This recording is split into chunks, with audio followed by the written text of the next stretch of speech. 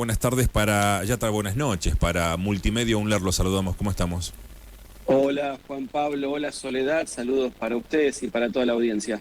Bueno, el placer de tenerlo, muchísimas gracias por su tiempo para con nosotros. ¿Es medio jugado o tiene su juego de palabras esto que dice que el gobierno limita el decreto o el derecho a huelga en Argentina? ¿Por qué se dice que se limita o se delimita? Bueno, primero hay que explicarle a la gente que la huelga es la medida de acción directa que tienen los sindicatos, ¿no? Con personalidad gremial, dicen algunos, otros dicen todos, por un fallo de la Corte, los reconocidos como los mayoritarios o los más representativos, para protestar, ¿bien? Esto está reconocido, este derecho, en la Constitución Nacional, en el artículo 14 bis, o sea, no es que el que hace huelga es un delincuente, punto número uno, ¿bien? Es un derecho constitucional de la clase trabajadora. Punto número dos, al ser un derecho constitucional, tiene limitaciones, pero pocas, o tenía hasta el decreto. ¿Por qué? Porque la ley 25877, la de convenios colectivos, antes consideraba servicios esenciales a los sanitarios, hospitalarios, producción y distribución de agua potable, energía eléctrica, Sí. gas y control del tráfico aéreo. Bien, esos sí eran los que consideraba como esenciales. ¿Qué sucedió? Y esto se los cuento en estos términos. El gobierno ganó las elecciones de la ciudad, se envalentonó y dijeron, vamos a sacar un decreto donde diga que hay más actividades que son esenciales. Y acá vamos a explicar qué son las actividades esenciales. Son aquellas donde se tiene que garantizar un servicio mínimo o de emergencia, que no puede haber un paro por completo. ¿Bien? Entonces, ¿dónde se publicó esto? Bueno, en realidad era un decreto, que es el 340 de 2025, hace 2 días, donde estaban hablando de un régimen de excepción para la Marina Mercante. ¿Bien? Y dentro de ese decreto de la Marina Mercante, el gobierno cuela, ¿bien?, un cambio en este artículo, y fíjense todo lo que declaran como excepción, y ustedes me van a decir si les suena alguna actividad en particular. Porque agregan, y tengo el decreto impreso porque son un montón, les Sí. digo cuántas, 1, 2, 3, 4, 5, 6, 7, 8, 9, 10, 11, 12, 13, 14, es decir, 15. Todo es esencial ahora. Y les tiro algunas a ver si les suena algún hombre poderoso en la Argentina. A ver. A ver si la sacan esta. Bueno, primero servicios sanitarios hospitalarios, eso es normal, pero le meten transporte y distribución de medicamentos, insumos hospitalarios, servicios farmacéuticos, producción, transporte, distribución y comercialización de agua, gas, combustible, energía eléctrica, servicios de telecomunicaciones, internet y comunicaciones satelitales, aduana, comercio exterior, aeronáutica comercial, no solo el controlador, que es el de la torre de control, porque la torre de control se ponía, che, hago paro, y está el avión en el aire, Claro, se estrella. claro.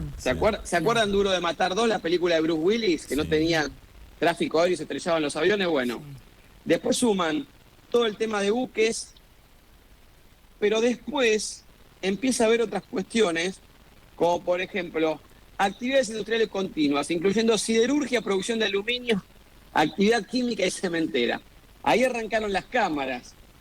Les tiro otra a ver si les suena. Este sí lo van a sacar seguro. Ahí es genial. A ver. ¿Sacaron ya el de siderurgia? ¿Quién es? ¿Quién está detrás? ¿Cuál es la empresa más grande del país? Tenaris A ver. Techint, Sí, Techín, sí. que usualmente ponía a los presidentes de la Unión Industrial Argentina, Sí. ¿no? Sí. Pero después agarraron y se sumaron servicios hoteleros y gastronómicos, es decir, que un restaurante es esencial. ¿Me entienden? Sí. Y por último, el comercio electrónico. Esta la sacan. ¿Quién está en comercio electrónico? ¿El Mercado Libre? Claro, Claro, exactamente. ¿Cómo es Un el gran apellido? supporter, como Sí. les gusta decir a ellos, del gobierno. Sí. Entonces, ¿qué pasa? Si uno lee todo lo que está acá, yo creo que quedaron afuera los kioscos 24 horas nada más de servicio esencial. Claro. ¿Soy claro? Sí. Claro, Todo, claro, está todo bien. lo demás es esencial Claro, es vital. y están limitando el derecho de huelga, que es el derecho de protesta que tienen los trabajadores. Un ejemplo bien claro, yo esto lo hablé con el secretario general del sindicato de la fraternidad, que son los maquinistas. Siempre titulan los diarios paro salvaje de trenes, pero si uno ve, hubo por ahí 2 meses de negociación previa donde no les suben el sueldo y después no les queda otra que hacer paro. Y ¿Se no, entiende? sin duda, El paro es una la consecuencia, última medida de claro. fuerza. Antes de eso hay otras medidas, servicio limitado, etcétera, etcétera. Pero fíjense que todo esto de la libertad que pregona el gobierno no es tan así. Comercio celebró una paritaria, que es una renegociación del salario generalmente por inflación, donde habían pactado entre las cámaras empresarias de comercio y el sindicato de comercio un aumento del 5%. 5%, cuando en un solo mes hubo 3,7 el mes de marzo. Y cinco, Bueno, claro. el gobierno se metió a intervenir como un soviético y dijo, no, ustedes más de 2 de aumento no. Pero entonces la libertad de contratación entre las partes, ¿dónde está? ¿Es para unos sí y para otros no? Claro, Entonces, es mi libertad, no unos la tienen de más ustedes, derechos que tal otros, cual. ¿no? Profesor, ¿los sindicatos están en condiciones de frenar esta medida? Es decir, acudir a la justicia para poner un freno Sí, esta totalmente. restricción? Les explico, está muy buena la pregunta, Soledad, ¿no? Sí, Soledad.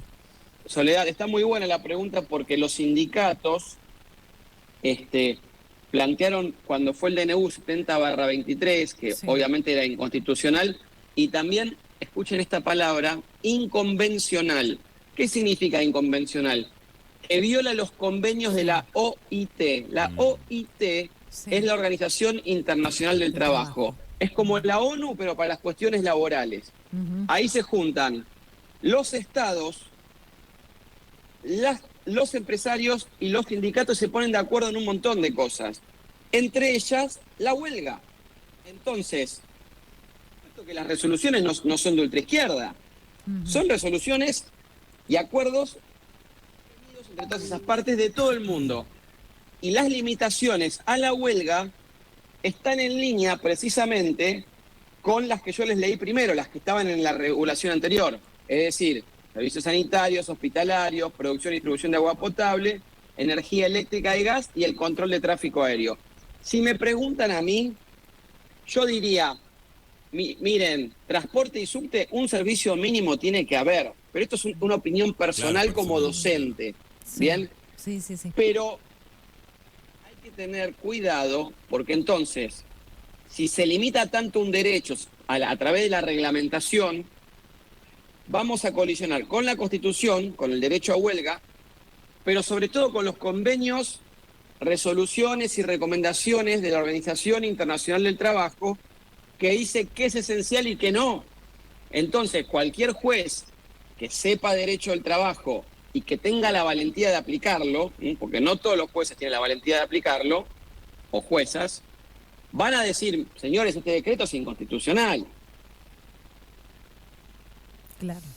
Bien. Y ahí van a frenarlo, ¿no? La verdad, no, sí, es libertad acomodada, como se dice, ¿no? Lo que a nosotros nos convenga, sin duda vamos a estar interviniendo, o no.